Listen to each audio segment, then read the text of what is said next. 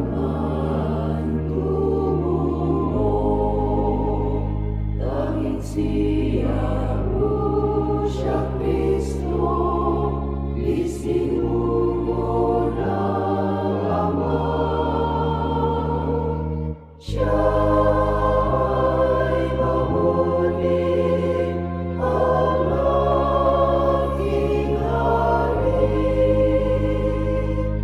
Ang hirap ko'y nauunawa,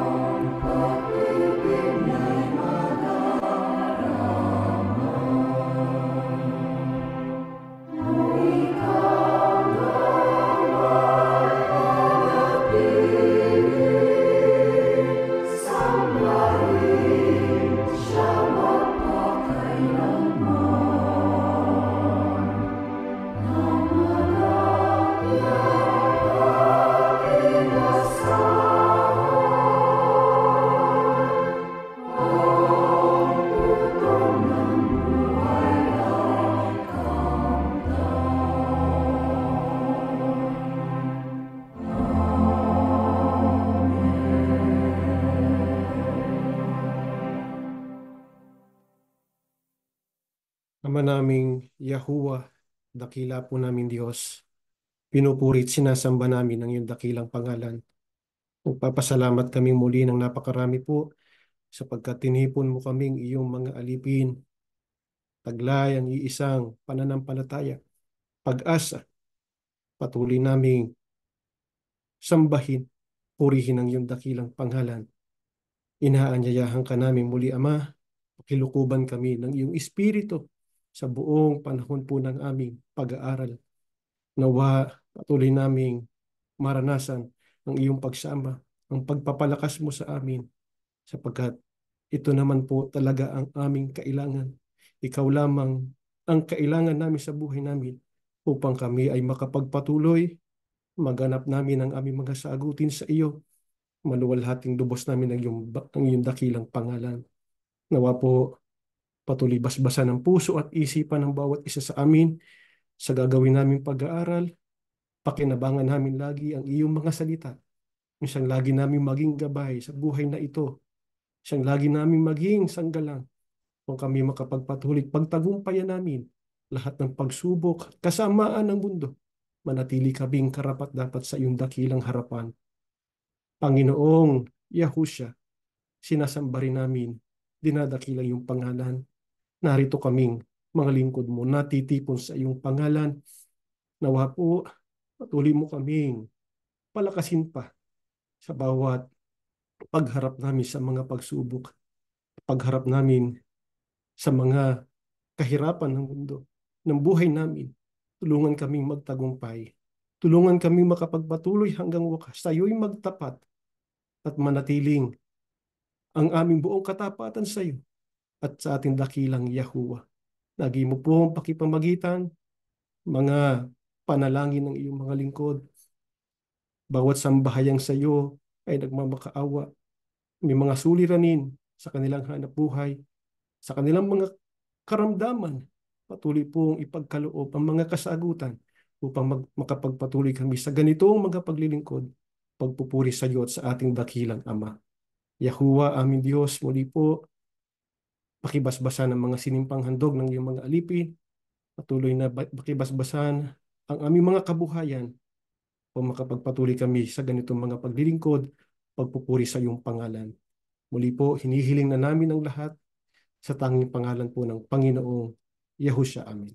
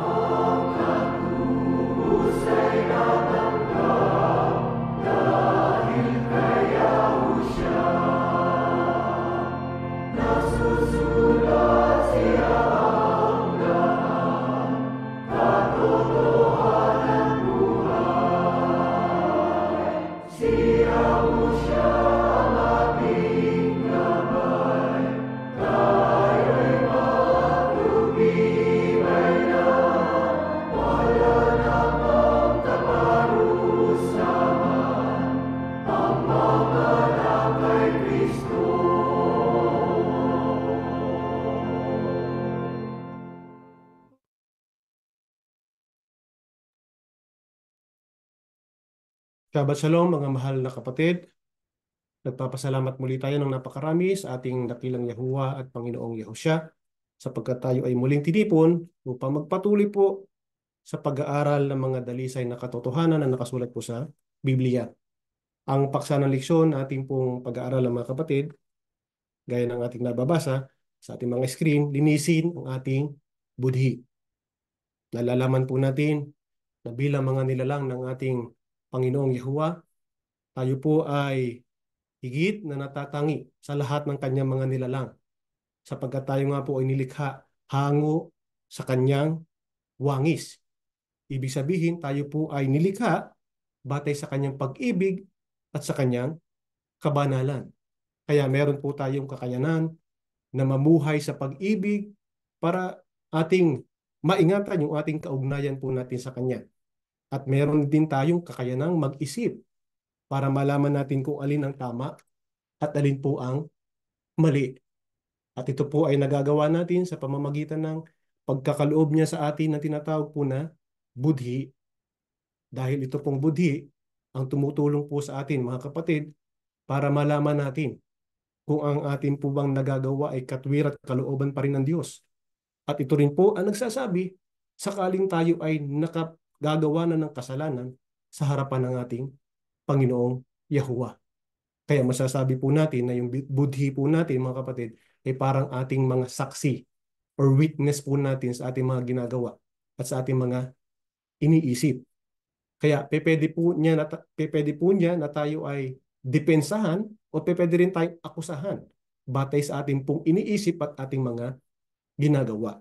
Kaya mga kapatid, para po tayo laging panigan ng ating budhi, ay marapat po lamang nalinisin natin ang ating mga budhi.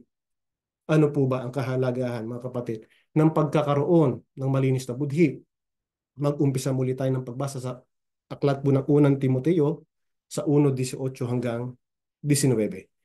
Timoteo, anak ko, ang mga bagay na ito'y itinatagubilin ko sa iyo ayon sa mga pahayag na sinabi tungkol sa iyo upang sa pamamagitan nito ay masigla kang makipaglaban na taglay ang matibay na pananampalataya at malinis na budhi.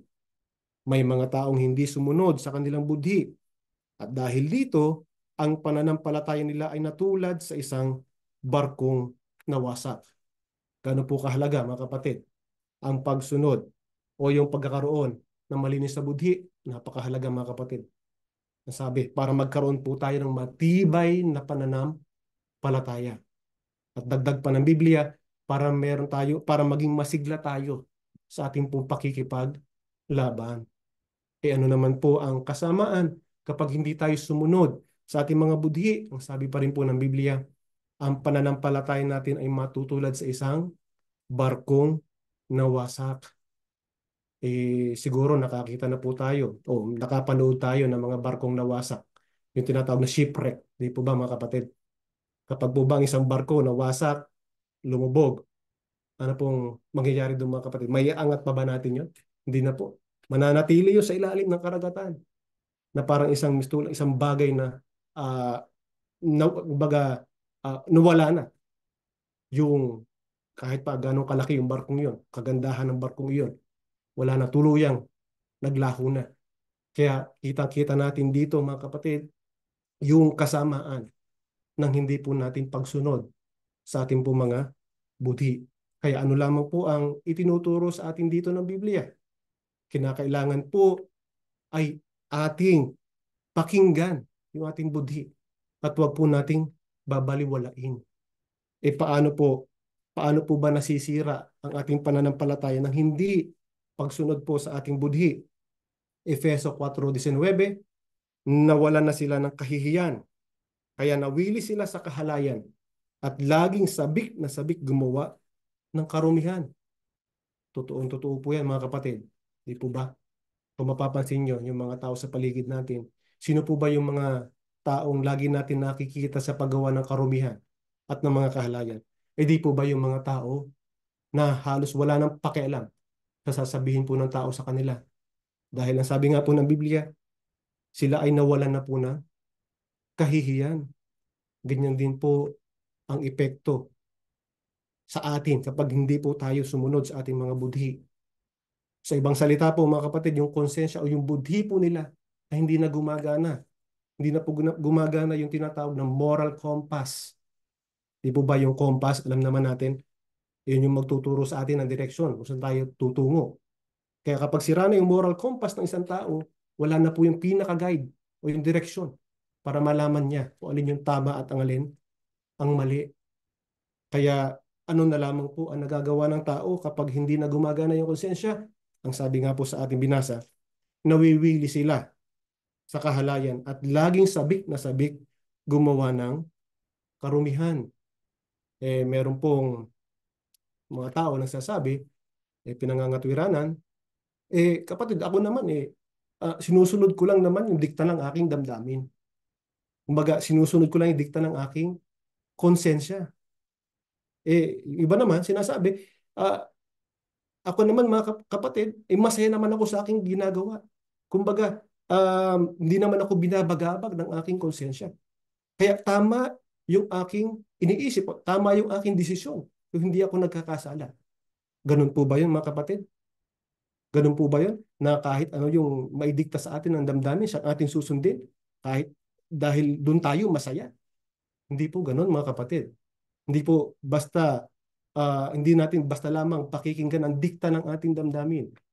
Dapat po ay inaalam muna natin kung nakabatay pa rin o nakahanay pa rin sa katuwir at kalooban ng Diyos yung dikta ng ating damdamin. At doon pa lamang natin po masasabi kung tama yung ating hakbang na gagawin o yung desisyon na ating pong gagawin. Kaya mabuti po talaga na dapat tayo ay magsuri. Suriin natin yung dikta ng ating damdamin o yung dikta ng ating budhi. Dahil hindi po tayo mapapabuti kapag hindi po tayo sumunod sa ating mga budhi. Paano pa po mga kapatid, nasisira ng di pagsunod sa ating budhi ang ating pananampalataya at maging yung buhay na rin po natin. Unang Timoteo 4:2. Ang mga katuroang ito'y pinalalaganap ng mga taong sinungaling at may mga manhid na budhi. Paano pa daw po nasisira mga kapatid? Nang di pagsunod yung ating nang di pagsunod sa budhi yung ating pananampalataya. Ay ang nangyayari po ngayon, pinaniniwalaan nila yung mga katuruan ng mga taong sinungaling o yung taong may manhid na budhi. Eh bakit daw po mas pinaniniwalaan nila yung kasinungalingan kaysa katotohanan? Eh sapagkat ito po kasi nangangahulugan para sa kanila na kinakailangan nilang may gawing pagbabago. Eh yun po ang ayaw na ayaw nilang gawin, mga kapatid. Yung magsuri, ganyan po ang mga taong hindi sumusunod po sa budhi. Di po ba? Kahit ano na lamang yung ituro sa kanila, yun na lang ang kanilang gagawin. Kung ano yung ipinag-uutos sa kanilang gawin, yun ang lamang ang kanilang gagawin. Kahit nga po minsan, eh sumasagi na sa isipan nila, kahit yung konting sumasagi sa isipan nila, tinatanong sa kanilang sarili kung tama pa ba yung kanilang ginagawa. Yung kanilang, tama pa ba yung kanilang sinusunod. Eh hindi na po nila pinapansin yun, mga kapatid. Kaya anong nangyayari po sa kanila? Nagiging manhid na rin yung kanilang mga budhi. Sa gustuhin man natin o sa hindi, mga mahal na kapatid, may hangganan po ang lahat. May hangganan po ang pagpapatuloy natin sa hindi pakikinig sa ating budhi. Darating po ang panahon na kasasanayan natin yan. Darating ang panahon na magiging komportable na rin tayo hanggang sa magmanhid yung ating budhi. Kaya wag po natin hayaan na magmanhid ang ating budhi. Sa halip ay lagi tayong makinig at magsuri sa dikta ng ating damdamin. E sino po, mga kapatid, ang halimbawa sa Biblia na nagulumihanan sila sa halip na natuwa, nagalak. Dahil nga po meron silang taglay na guilty conscience dun sa kanilang nagawa. Pakinggan naman natin ang nakasulat po sa Genesis 45, talata ay 3. At sinabi ni Jose sa kanyang mga kapatid, "Ako'y si Jose. Buhay pa ba ang aking ama?" At ang kanyang mga kapatid ay hindi mga kasagot sa kanya sapagkat sila ay nagugulumihanan sa kanyang harap. Sino po ang halimbawa, mga kapatid, na nagulumihanan dahil sa kanilang guilty conscience? Sila po yung mga kapatid po ni Jose.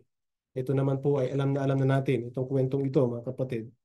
Ano po ba ang ginawa nila kay Jose? Di ba alam natin, ibinenta siya para maging alipin po sa Ehipto. Ano pa ang ginawa sa kanya? Sila po ay nagsinungaling. Nagsinungaling sila sa kanyang ama na si Jacob.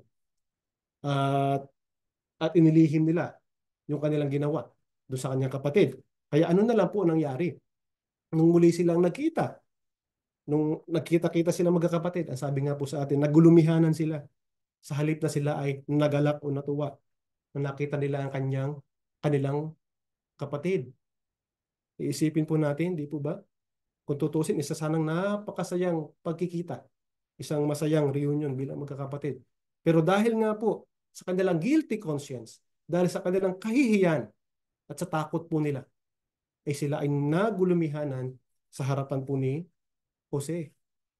Kaya mga kapatid, ano po ang dapat nating gawin? Sakaling tayo ay nagkasala para hindi po tayo magkaroon ng guilty conscience. Ganito naman po ang ating mababasa sa mga Kawikaan sa 28:13 hanggang 14. Ang nagkukubli ng kanyang sala ay hindi mapapabuti, ngunit kahahabagan ng Diyos ang nagbabalik loob at nagsisisi. Mapalad ang taong sumusunod sa ating Diyos, ngunit ang matigas ang ulo ay mapapahamak. Ano ang dapat natin gawin, mga kapatid? Sakaling tayo ay nagkakasala, dapat po tayong magbalik loob at magsisi kaagad sa ating mga nagawang kasalanan. Bakit po kinakailangan na tayo magsisi kaagad? Ang sabi nga po sa atin, ang nagkukubli ng kanyang sala ay hindi mapapabuti. Totoo naman po yan, mga kapatid. Dahil yung paglilihim natin sa ating kasalanan, yung hindi nating pagkilala sa ating mga kasalanan, ay hindi lamang nakaapekto sa ating espiritual na buhay. Naapektuhan din nito ang ating emosyonal at minsan kahit nga po pisikal na aspeto ng ating buhay. Sapagkat dagdag dalahin po natin yan eh. Pag hindi natin inilahad, hindi natin inamin sa ating Panginoong Yahuwah yung ating mga kasalanan. At hindi gagaan ang ating dalahin kapag hindi po natin kinilala at ating inilahad sa harapan ng ating Panginoong Yahuwah. Ano pa po ang dapat natin gawin? Bukod sa tayo ay magbalik loob at magsisi, dapat po tuluyan na nating iwasan o layuan ang mga kasalanan. Ano po bang ipinapakita? Kapag ating nilalayuan ang mga kasalanan, pinapakita po niyan, mga kapatid, na tayo talaga ay seryoso sa ating commitment na magbago. Kaya wag tayong magaya dito sa sinasabi ng Biblia, yung mga taong patuloy na gumagawa ng kasalanan. Ano po yung pagpapakilala ng Biblia sa ganung mga tao? Sila po yung matitigas ang ulo. Ano po nagiging kapalaran ng mga matitigas ang ulo? Ang sabi, sila ay pahamak. Kaya mga kapatid, huwag po nating hayaan na mangyari sa atin ang mga ito. Agad po tayong magsisi sa ating mga kasalanan. Ating pong kilalanin ang ating mga kasalanan. At tuluyan na po tayong lumayo sa paggawa ng kasalanan para hindi po tayo mga pahamak. Ipagpapatuloy po ang ating pag-aaral.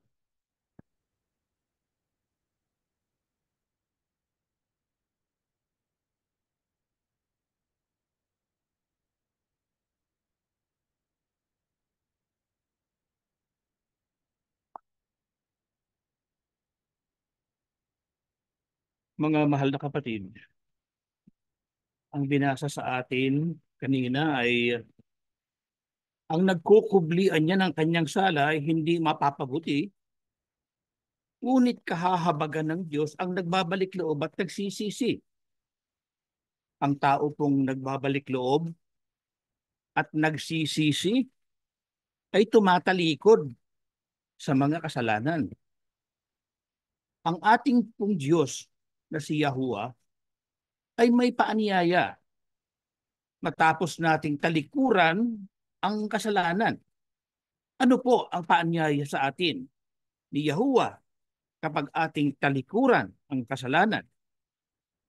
Basahin po natin ang sagot sa aklat ng Isaias 30, ang talata po ay 15. Sinabi pa ng Panginoong Yahuwah, ang banal na Diyos ng Israel, maliligtas kayo kapag kayo'y nagbalik loob at nagtiwala sa akin. Kayo'y aking palalakasin at patatatagin. Ngunit kayo'y tumanggi. Ano po ang paanyaya sa atin ng ating amang Yahuwah? Kapag ating talikuran ang kasalanan, ang sabi ay magbalik loob sa Diyos, magtiwala sa Kanya. Kapag ka ang tao po ay nagtataglay ng malinis na budhi, kinikilala ang kanyang mga pagkakamali, nagsisisi at nagbabalik loob sa Diyos, Dito po ay madaling nabubuo ang ating magandang kaugnayan sa ating Ama. Ano po ang gagawin ng ating Diyos kung tayo ay manunumbalik sa Kanya at magtitiwala sa Kanya? Ang sabi, kayo'y aking palalakasin at patatatagin. Marami po sa atin ang nanghihina, pinanghihinaan ng loob, kung kaya't ang ating pananampalatayang taglay hindi matatag, mabuhay. Kung atin pong susundin ang paanyaya ng ating Diyos, ang sabi niya, kayo'y aking palalakasin. Ano ang palalakasin sa atin? Ang ating pananampalataya. At patatatagin. Ano ang tatatagin sa atin ng ating Ama? Yung ating pagkakilala. Yung ating pagiging mga anak ng Diyos. Higit po sa lahat, ano ang gagawin ng ating Diyos? Ang sabi niya, maliligtas kayo kapag kayo'y nagbalik loob at nagtiwala sa akin. Mga kapatid, hindi po ba yung kaligtasan na ating pinaka-aasam-asam, yung ating hinihintay? Hindi po ba ito yung climax? Ito po yung tinatawag na crowning moment, yung peak ng ating mga ginagawang pagpapagal. Kaya tayo nagpapagal.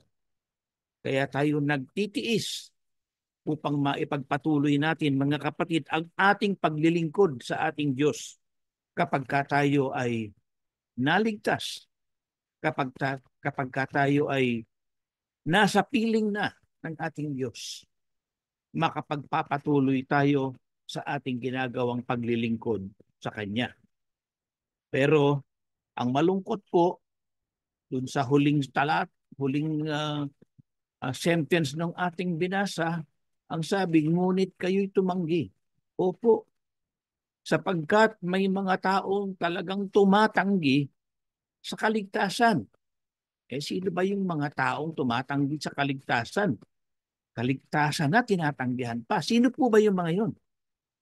Abay, di yung mga may maruruming budhi.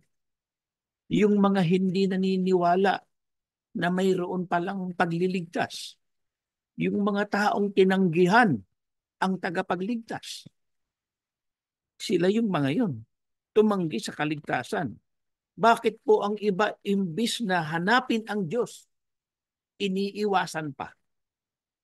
Pakinggan po natin ang nakasulat sa aklat ng Genesis 3, talata ay 8 hanggang 10. Nang dapit hapon na, narinig nilang naglalakad sa halamanan ang Panginoong Yahuwah, kaya't nagtago sila sa mga puno. Ngunit tinawag niya ang lalaki at tinanong, saan ka naroon? Natakot po ako nang marinig kong kayo'y nasa halamanan. Nagtago po ako sapagkat ako'y hubad. Sagot ng lalaki. Bakit po ang iba? Nagkasala, nagkamali. Imbis na hanapin ng Diyos ang gagawin, iiwasan pa. Kasi po, nahihiya sila sa mga nagawa nilang kasalanan. Ito pong tagpong ito ng si Adan ay hinanap at nagtago, ito ay matapos silang maniwala doon sa pandarayang ginawa sa kanila ng ahas nang kainin nila ang bunga ng pagkaalam ng mabuti at masama. Nahiya sila ng kanilang mapagtanto na sila pala ay hubad. Ano ang ginawa nila? Tinakpan nila ang kanilang mga sarili ng mga dahon. Dapat sana lumapit na lang sila sa Diyos, pero imbis na lumapit, nahiya, tinakpan ng sarili. Maaring ang iba po sa atin, mga kapatid, ay ganito rin ang nadarama. Nahihiya tayo sa ating mga naging paglabag. Lalo na kung yung ating naging kasalanan, hindi naman natin sinasadya. O kaya naman, na-realize natin nung bandang huli, mali pala yung ginawa ko. Hindi ko pala dapat ginawa yun. Nahihiya tayo. Nahihiya tayo doon sa mga taong nagawa natin ng kasalanan. Nahihiya tayo sa ating sarili. Higit sa lahat, nahihiya tayo sa ating Diyos. Mga kapatid, kung tayo ay nagkasala, kung si Eva at si Adan ay hinanap ng ating Ama, kapag tayo nagkasala, sa palagay nyo ba, hindi rin tayo hahanapin? Hahanapin din po tayo. Kaya kapag tayo ay nagkasala, bago pa tayo hanapin ang ating Ama, siya na ang hanapin natin. Lumapit na tayo sa Kanya. Ihingi na natin ng kapatawaran yung ating nagawang kasalanan. Kasi po, makakapagtago po ba tayo sa Diyos? Mayroon po bang lugar na po pwede tayong puntahan na hindi tayo makikita ng Diyos? Wala po eh. Ano po ba ang dapat nating gawin kung tayo ay inaalipin ng kasalanan? Tulad po ng ating sinabi, bago pa tayo hanapin ng Diyos, lumapit na tayo sa Kanya. Ilahad na natin sa Kanya ano yung ating mga naging kasalanan. Bakit po? Bakit tayo kailangan sa Diyos lumapit? Kasi po, wala nang iba tayong maaring puntahan. Ang Diyos lamang ang maaring maglinis ng ating mga kasalanan. Ang Diyos lang ang maaring maglinis ng ating mga kasalanan at siya lamang at ang ating Panginoong Yahusya ang tanging makakapagpatawad nito, mga kapatid. Hindi yung pari. Lalong hindi yung ating spiritual leader. Ano pa po ang nais ni Yahuwah na ating gawin, mga kapatid?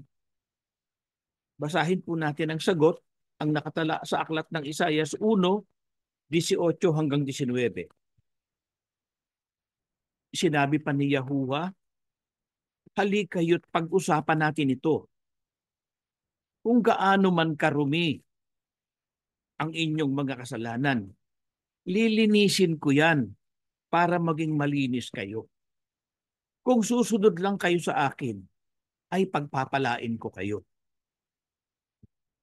Ano pa po ang nais nating ni Yahuwah na ating gawin? Bukod sa wag natin siyang iwasan, ang sabi niya,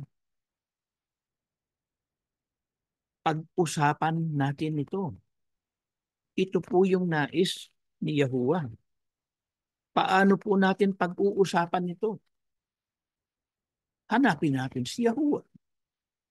Huwag na nating hintayin siya pa ang maghanap sa atin. Ano po ang kanyang pagtitiyak, mga kapatid? Kahit ang ating mga kasalanan ay matingkad na pula, tayo ay patatawarin. Yung matingkad na pula ay magiging kasing puti ng niebe o ng snow.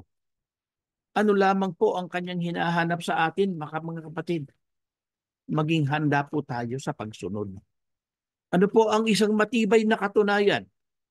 Mga kapatid, tandaan natin, isang matibay na katunayan na nais niyang patawarin tayo sa ating mga kasalanan, gaano man ito kabigat,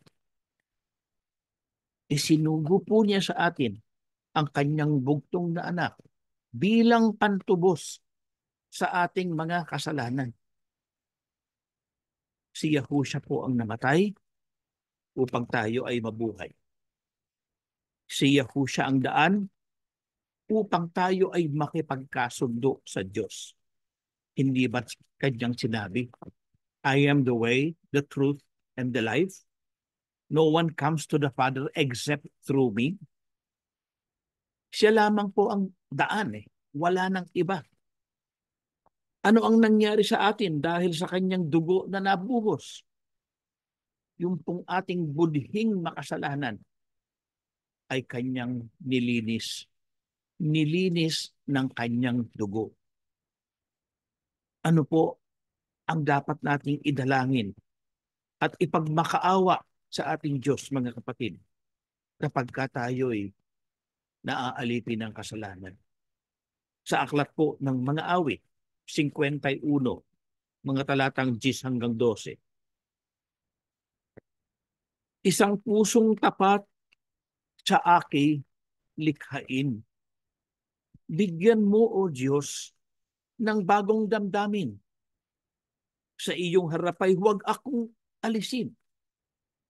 Iyong banal na espiritu'y paghariin.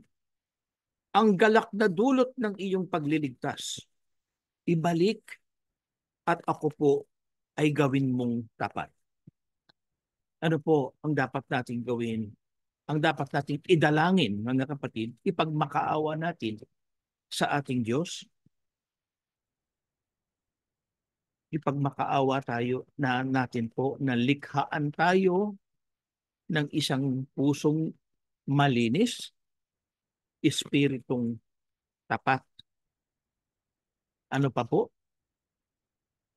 Isaan niyang bagong damdamin. Anong uri ng damdamin ang ating inaasam-asam, mga kapatid, na dapat nating idalangin? Damdaming namumuhi sa kasalanan. Damdamin ng isang tunay na anak ng Diyos na mapagpakumbaba. Damdaming masunurin sa Diyos. Puspos ng pag-ibig. Damdaming pinaghaharian ng banal na espiritu. Damdamin at pag-iisip na sa Diyos na kaukol, hindi sa mga bagay ng sanlibutan. Bakit po? Bakit kapag tayo ay nagkaroon ng ganoong uri ng damdamin, ano ang ating magagawa? Lagi tayong makasusunod sa kanyang utos at mga kalooban. Sapagkat taglay na natin ang malinis na budhi.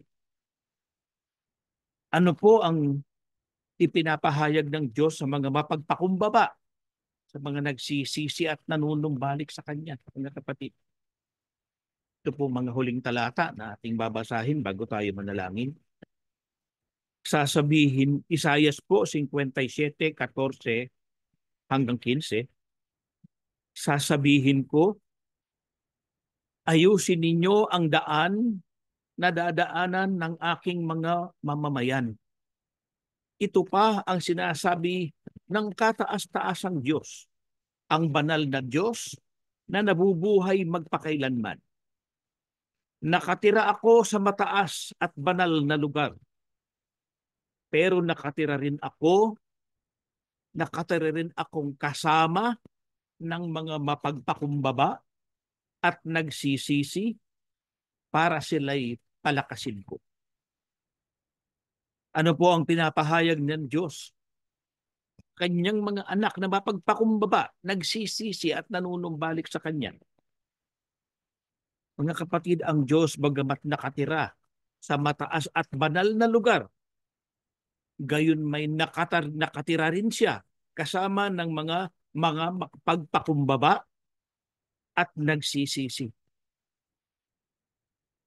Mayroon po ba sa atin, mga kapatid, na hindi nais na ang Diyos ay manirahan sa atin? Hindi po ba't ito yung ating pinakananais? Na ang Diyos ay makasama natin sa ating buhay sa bawat sandali? Kung ang Diyos po ang ating kasama, mayroon pa po ba tayong mahihiling pa, mga kapatid? Ano lamang po ang hinahanap sa atin ng ating Ama? Maging mapagpakumbaba. Magsisi sa mga nagawa nating kasalanan at manumbalik tayo sa Kanya. Ano po ang gagawin sa atin ng Diyos kapag tayo ay nagpakumbaba, nagsisi at nagtataglay ng malinis na budhi? Ang sabi ay, para sila'y palakasin ko. Opo, kailangan natin ang pagpapalakas ng Diyos. sapagkat aminin man natin at hindi, mga kapatid, sa gitna ng kahirapan ng buhay, dumarating po sa atin ang mga sandaling tayo ay pinanghihinaan ng loob at halos panawan ng pag-asa sa buhay na ito. Mga kapatid, may pangako sa atin ang ating Diyos. Kung tayo ay manumbalik sa Kanya, magpakumbaba, magsisi, ang sabi niya ay palalakasin ko para sila'y palakasin ko. Ano po ang sabi ng ating kataas-taasan at banal na Diyos? Nakatira ako sa mataas na lugar, pero nakatira rin akong kasama ng mga mapagpakumbaba at nagsisisi para sila'y palakasin ko. Mga kapatid, nais ba natin ang pagpapalakas na galing mismo sa Diyos? Magbigay nawa sa atin ng ibayong lakas at pag-asa ang mga salitang ito mula sa ating Diyos. Mamuhay tayo sa mundong ito na may malinis na buti. May gantimpalang naghihintay sa atin mula po sa Diyos. Tumayo kayo, tayo mananalangin.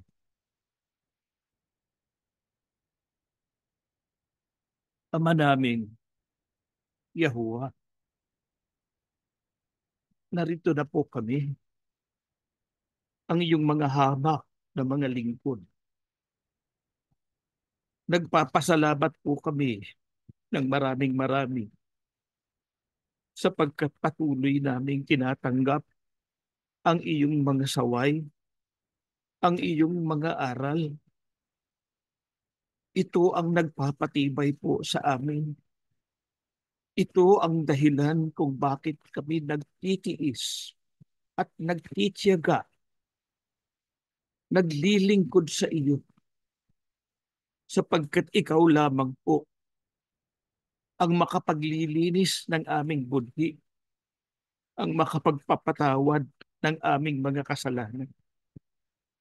Ama, inaamin po namin, nagkukulang at nagkakasala kami sapagkat napakahirap ng buhay sa mundong ito. Lahat ng tao ay dumaraing. Kami na mga ibinukod mo ay ganun din ang nangyayari sa amin. Bagamat may pangako ka sa amin, gayon may apektado pa rin kami ng mga kahirapan at bigat ng buhay sa mundong ito. Subalit ayaw naming magkasala, Ama. Nakikiusap po kami sa iyo. Linisin mo po ang aming bunti. Ano man ang mga nagawa naming kasalanan, Ama, patawarin mo po kami. Huwag mo po nawang tignan ang aming mga pagkakamali. Tignan mo na lamang po ang laman ng aming puso. Alam mo ang laman ng aming puso, Ama. Nais ka naming paglingkuran habang pinahihirap mo kami ng buhay. Ayaw naming magkasala. Kaya tulungan mo po kami.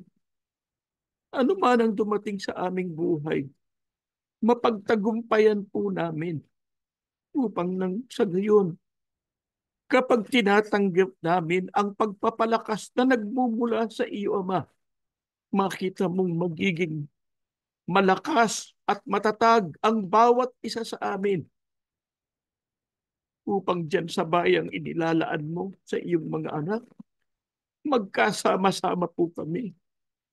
Kami kasama ng aming mga anak, ng aming mga mahal sa buhay, magkatipon-tipon dyan sa bayang inilalaan mo para sa amin. At dyan ay patuloy ka naming sasambahin, patuloy naming paglilingkuran ka, luluwalhatiin namin ang iyong banal na pangalang Yahuwah. Panginoon naming Yahushua, salamat po ng marami sa iyo. Ikaw man ay pinagkalooban ng ating Ama na makapagpatawad ng mga kasalanan. Panginoon, salamat ng marami. Sana ano man ang nakita mong mga pagkakasala namin, ay iyo pong ipatawad nang upang sa ganoon maging karapat dapat kami tawaging mga lingkod mo. Makapagpatuloy kami na nakapaglilingkod sa iyo at sa ating Ama habang pinahihiram mo kami ng buhay. Patuloy mo kaming ipamagitan sa ating Diyos. Lahat nawa ng aming mga dalangin, lahat ng aming mga isinasamo ay kanyang ipagkaloob sa amin, maging ang kapatawaran ng aming mga kasalanan. Ama, sumasampalataya po kami. Dinirinig mo po ang aming mga dalangin. Patuloy ka pong magpagaling sa iyong mga anak na mga may karamdaman. Ikaw lamang ang siyang tangi naming pinagtitiwalaan na makagagaling ng aming mga karamdaman. Ang lahat po ng ito, Ama, ay aming ipinapakiusap sa pangalan po ng aming Panginoong Yehusya, ang aming dakilang tagapagligtas. Amen.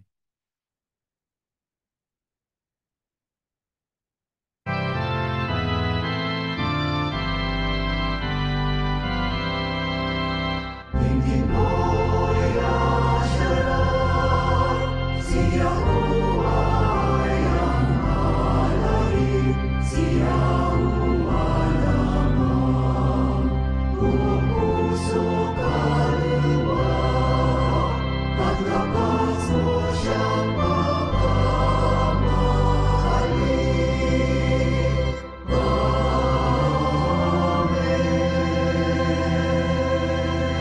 ang walang maliw na pag-ibig at masaganang awa ni Yahuwah Abba, ang biyaya at kapangyarihan ni Yahushua HaMashiach, at ang laging paggabay ng banal na Espiritu ay sumaating lahat ngayon at magpakilanman.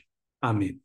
Mga kapatid, konting paalala lang po. Unang-una, sa darating na Sunday, July 7, 2024, ay magsasagawa po tayo ng open forum. Ang ating paksa ay ano pong mangyayari pagka ang tao ay namatay. What happens after death? Ito po ay interactive Bible study, kaya gagamitin po natin yung ating Zoom ID na ginagamit po natin sa ating mga pang-open forums.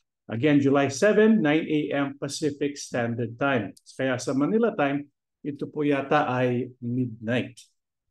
Tapos, July 12 tsaka July 13 po, ipagpapatuloy natin ang ating klase para sa children's ministry. Kaya kung meron po kayong mga anak, ay sana makasama po natin dito po sa ganitong pagkaklase. At July 14 po, kung meron pong kasama sa cruise na isasagawa ng assembly, meron po tayong pulong July 14, 1 p.m. Pacific Standard Time. Natatapos na po ang ating pagsamba. May Yahuwah Abba and Yahushua HaMashiach bless all of us.